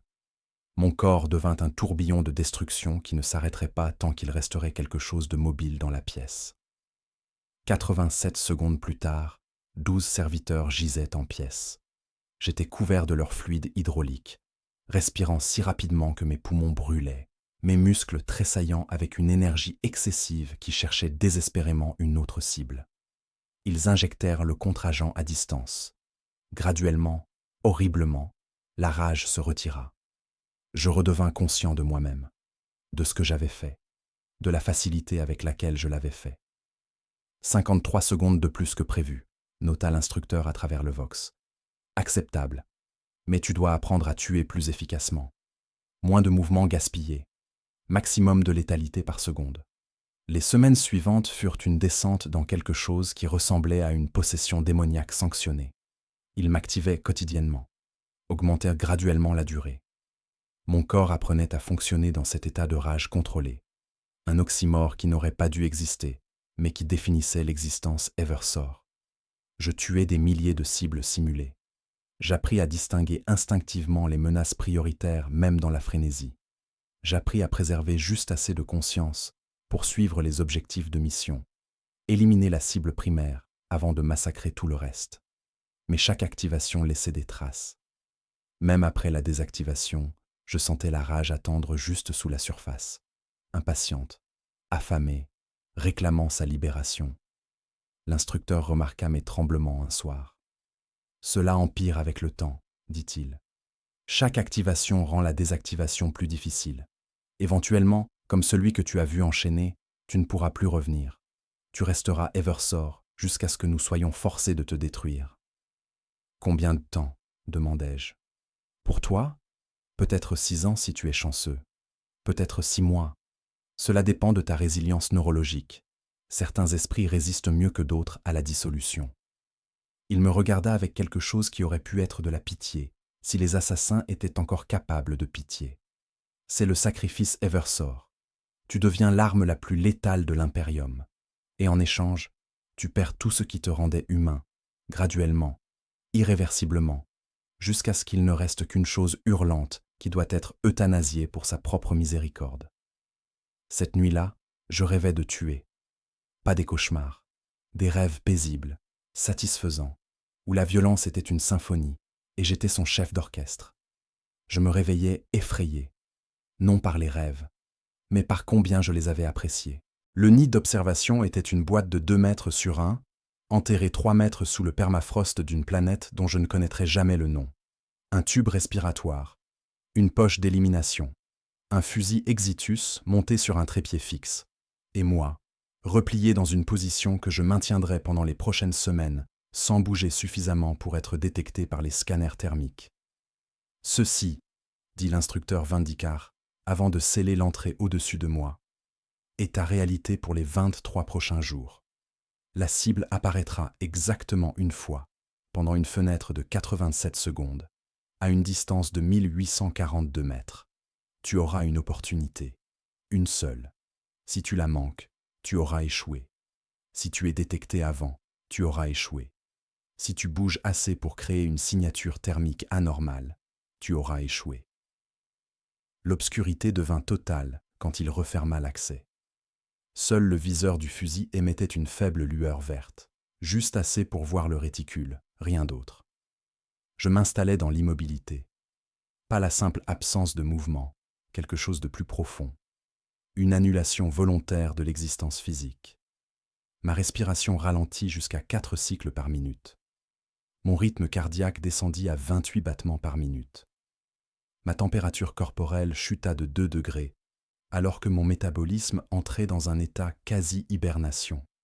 Les heures devinrent indistinguables. Puis les jours. La faim vint et fut ignorée. La soif était gérée par de minuscules gorgées d'eau recyclées à travers un tube. Mes muscles hurlèrent de crampes que je ne pouvais soulager. Mon esprit commença à dériver dans des états étranges. Pas exactement des hallucinations, mais une dissolution de la frontière entre conscience et inconscience. J'appris à dormir avec les yeux ouverts, une partie de mon cerveau toujours vigilante, attendant le signal que la cible était apparue. Les modifications neurales que j'avais reçues permettaient à cette division. Une conscience pouvait se reposer pendant que l'autre maintenait la surveillance.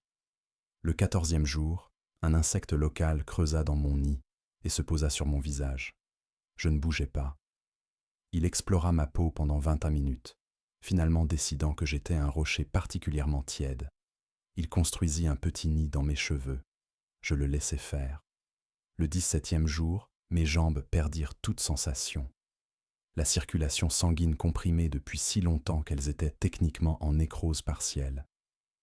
Les nanites médicaux implantés dans mon système empêchaient les dommages permanents, mais la douleur fantôme était exquise. Je la compartimentais avec les autres sensations non pertinentes. Le 23e jour, à 14h, 37h locale, la cible apparut.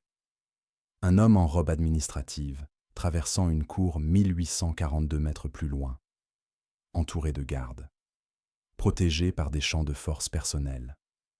Mais il y avait une fenêtre, exactement comme l'instructeur l'avait prédit, où son mouvement l'alignerait avec une zone non couverte par les générateurs de champs pour exactement 87 secondes. Mes mains, immobiles pendant 23 jours, se déplacèrent avec une fluidité qui niait tout raidissement. Le fusil Exitus était déjà calibré. Vent, 7 km par heure, nord-nord-est. Rotation planétaire, compensée automatiquement par le viseur. Gravité locale, 1,07 g standard. Humidité atmosphérique, négligeable. Je compensais pour la courbure Coriolis, pour la déviation thermique causée par les générateurs d'énergie à proximité, pour le mouvement prédictif de la cible basé sur son pattern de marche observé durant les 3 dernières semaines. 72 secondes dans sa fenêtre. Je pressais la détente. Le recul était minimal. La munition Exitus, un projectile micro-fusée guidé, traversa la distance en 1,4 secondes. Elle pénétra le crâne de la cible exactement 7 mm derrière l'oreille gauche, contourna le champ de force personnel qui n'était calibré que pour les menaces frontales et explosa à l'intérieur du cerveau. L'homme s'effondra. Chaos immédiat parmi ses gardes. Recherche frénétique de la source du tir. Leurs scanners balayèrent dans toutes les directions, sauf la bonne, parce que personne n'imaginait qu'un tireur pourrait se positionner si loin, dans des conditions si extrêmes, pendant si longtemps. Je ne bougeais pas. Pas encore. L'extraction n'était pas prévue avant 48 heures additionnelles. Assez de temps pour que la recherche se déplace ailleurs, pour que la scène du crime soit sécurisée et abandonnée. 2 jours plus tard, l'instructeur ouvrit mon nid. « Temps de tir ?» demanda-t-il. 72 secondes dans la fenêtre. Déviation du point d'impact prévu? 3 mm, acceptable dans les paramètres. Il me tira hors du nid. Mes jambes ne me supportèrent pas. Je m'effondrais comme un cadavre animé. Il fallut 6 heures de thérapie physique avant que je puisse marcher à nouveau. 23 jours d'immobilité pour une opportunité de tir de 87 secondes, dit l'instructeur pendant que les technomédics restaurèrent ma circulation. Ratio d'investissement temporel, 28 800 pour 1. Acceptable? Nécessaire, répondis-je. Correct. C'est la philosophie Vindicar. Le temps n'a pas de signification. Seul le résultat compte. Un Vindicar a attendu 18 ans pour une opportunité qui dura 7 secondes. Il ne manqua pas. C'est notre standard. Il me montra des enregistrements d'autres missions. Un tireur enterré dans une décharge toxique pendant 8 mois, filtrant les poisons à travers ses augmentations biologiques, attendant qu'un seigneur de guerre traverse exactement le bon point. Une femme suspendue dans un harnais à l'intérieur d'une cheminée industrielle pendant 14 semaines, respirant des fumées caustiques, ses poumons cicatrisant et se blessant quotidiennement, jusqu'à ce que sa cible se positionne devant une fenêtre spécifique. La patience, dit l'instructeur, n'est pas une vertu pour un Vindicar. C'est une ontologie. Tu ne deviens pas patient, tu deviens patience elle-même. L'attente n'est pas quelque chose que tu fais, c'est ce que tu es. Les mois suivants confirmèrent cette vérité. Chaque exercice étendait la durée. 30 jours, 50, 90. Ma plus longue vigile fut 143 jours dans une grotte sous-marine, respirant à travers un recycleur, mes yeux fixés sur un point de sortie que ma cible utilisait imprévisiblement.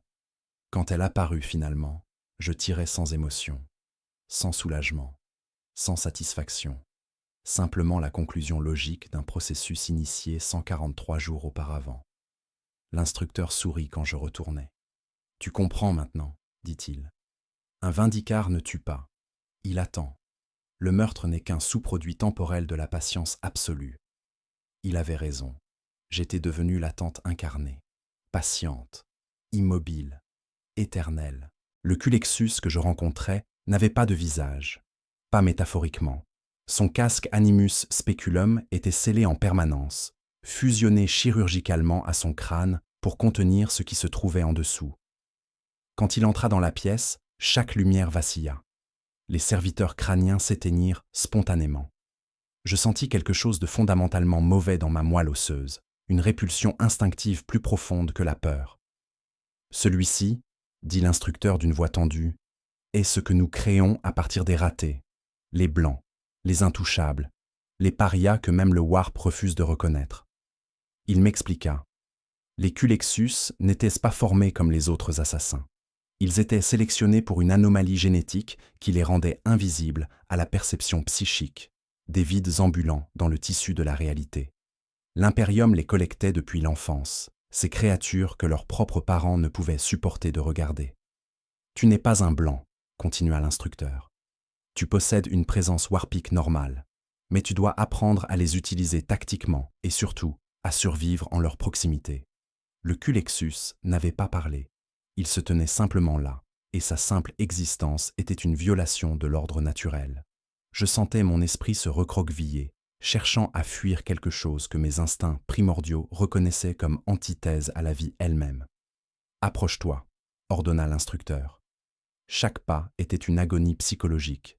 À 2 mètres, je commençais à saigner du nez. À 1 mètre, mes mains tremblaient incontrôlablement. À 50 centimètres, je vomis, mon corps rejetant violemment la proximité de ce vide vivant. « Touche-le », dit l'instructeur. Je tendis une main tremblante. Le contact fut comme plonger ma main dans un néant glacial qui aspirait toute chaleur, toute vie, toute signification. Je retirai ma main en criant, un réflexe que mes conditionnements n'avaient pas pu supprimer. Les psychers, expliqua l'instructeur, réagissent 1000 fois pire. Leur connexion au warp se retourne contre eux en présence d'un culexus. Les plus puissants s'effondrent en catatonie. Les plus faibles meurent d'hémorragie cérébrale spontanée. Et ceux entre les deux se suicident simplement pour échapper à la sensation. Il me montra des enregistrements. Un sorcier du chaos hurlant jusqu'à ce que ses cordes vocales se déchirent. Un sanctionné psycheur impérial se griffant les yeux plutôt que de voir le vide qui marchait vers lui.